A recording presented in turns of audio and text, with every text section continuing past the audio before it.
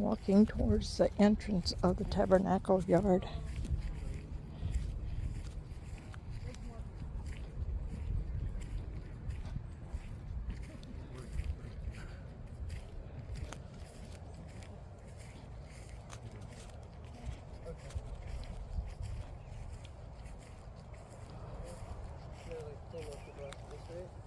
There's two more. Okay. So, how are you guys liking it so far? You get the introduction and that's about it? Yep. Did you guys go in the building first and look through the... When I went in, I think, Georgia, they had a really cool...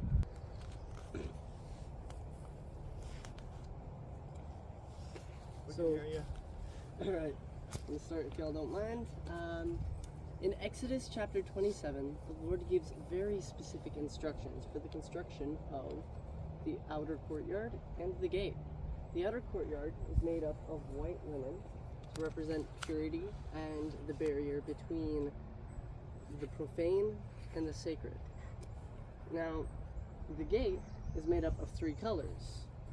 There is blue to represent the heavenly aspect, red to represent the atoning blood of the Savior, and purple to represent loyalty. All three of these show the three roles that the Savior came and accomplished. Now, this is the only gate to the courtyard, and it's on the east side. That is symbolic of the Garden of Eden, which the Lord placed Adam and Eve in, which was to the east. And just as exiting the Garden of Eden was them leaving the Lord's presence, entering into the gate is symbolic of you starting on your journey to return back into the presence of the Lord through the intercession of the Savior. And that's about it. So he's going to do these next couple of stops. Time to rotate. You are.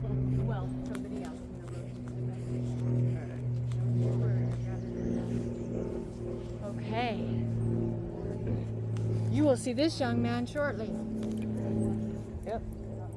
All right. So you are going to do the altar sacrifice and the laver of water. Okay? This is my first time reading these, so I may not be as solid. Also contained in Exodus chapter 27 are instructions for an altar of sacrifice. This was constructed of brass with horns on its raised corners and was to be used for many different types of sacrifices: burnt, peace, sin, and trespass offerings. The book of Leviticus gives the particulars concerning these different types of animal sacrifice. Generally, the sacrificer would first present the sacrifice at the sanctuary door.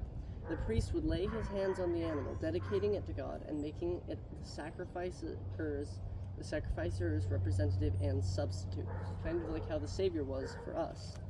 The sacrificer would slaughter the animal on the north side of the altar and sprinkle it in different ways or would collect the blood of the animal and sprinkle it different ways on the ceremonial objects depending on the type of sacrifice performed.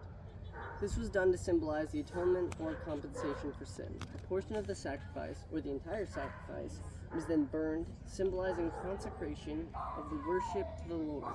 In the event of a peace offering, certain people participated in the sacrificial meal by eating portions of the burnt offering.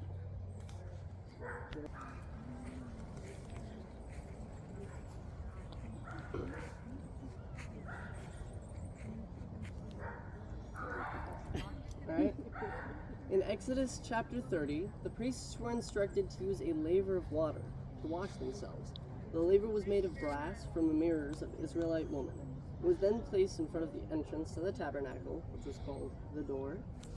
The priests were to wash before they were anointed and clothed, before they assisted in animal sacrifices, and before they entered the door of the tabernacle. They were to wash their hands and feet, symbolizing that purity and cleanliness was necessary before entering into the Lord's presence.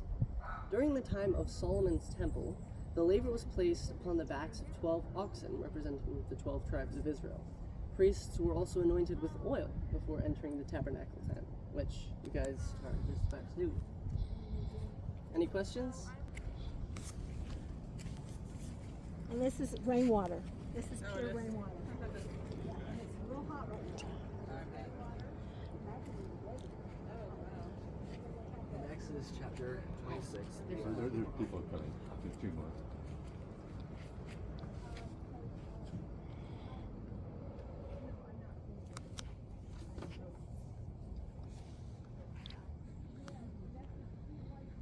Exodus chapter 26, the Lord designates the first room in the tabernacle tent as the holy place.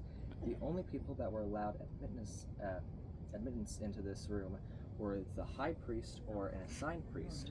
The holy place contained the table of shewbread, the golden candlestick or menorah, and the golden altar of incense.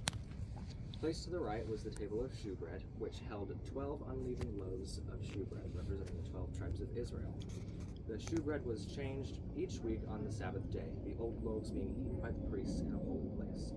To the left was the golden candlestick. It consisted of 7 branches, symbolizing the tree of life. The light given by this candlestick, or menorah, symbolized the continual light of the Holy Spirit. In the center was the golden altar of incense. Incense was burned day and night. The smoke from the incense represented the prayers of the people ascending to God before the veil. Blood from an animal sacrifice was applied to this altar on the Day of Atonement.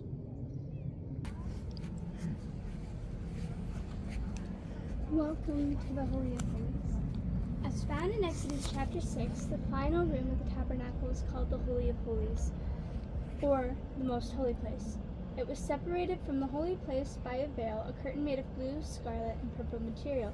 Angels called cherubim were placed on the veil, just as cherubim were placed in the Garden of Eden. Only the high priest could enter the Holy of Holies. The veil can remind us that we are now veiled from God's presence. The great high priest, the Messiah, can part the veil. Entering the Holy of Holies represented entering the presence of the Lord. In the center of the room was the Ark of the Covenant, which held the tablets containing the 10 Commandments, a pot of manna, and Aaron's rod, as you will see within the Ark of the Covenant.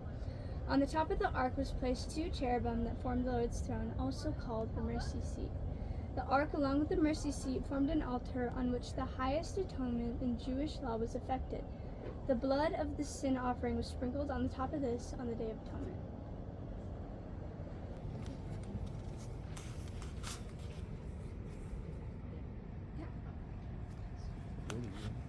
What? Oh, I'm in my hand.